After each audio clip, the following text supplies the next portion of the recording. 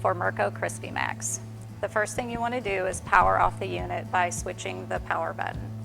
Then you'll want to remove any peripheral accessories that are hanging on the sides of the cabinet.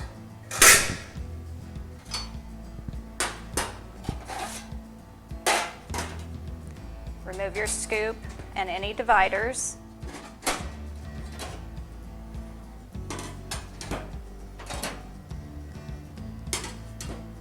Remove the food tray. And lastly, remove the crumb tray. Everything that's removable from your CrispyMax can go in the dishwasher or your 3-compartment sink. You should wash the items and let them dry. You should wash out the inside of the cabinet to remove any overspill or crumbs.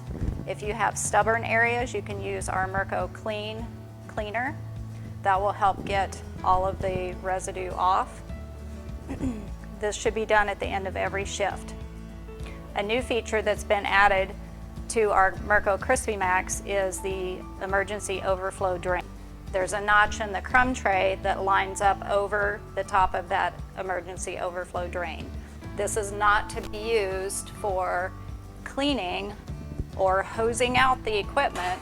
It's meant to be a protector for the controls and electronics in the cabinet to prevent the oil from filling to a level that would be damaging to the electronic components. Once everything has been cleaned and dried, you want to reassemble your CrispyMax. You want to put the crumb tray in with the tab in the back.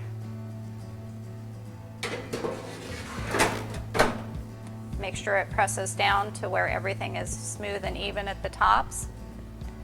The crumb tray goes in with these tabs here in the back. That's your scoop assist for when you're scooping your fries out. And again, if you've got it in backwards, it's going to sit up a little bit high, so it'll alert you that something's not right. Then you can reinstall your dividers wherever you need them.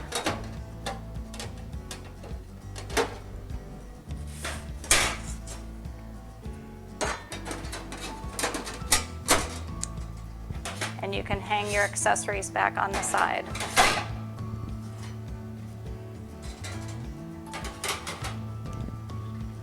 And lastly, put your bridge back on. This is normally in place when the CrispyMax sits next to a fryer, so that the bridge directs the grease back down into the fryer and not onto the floor or down the side of your cabinet.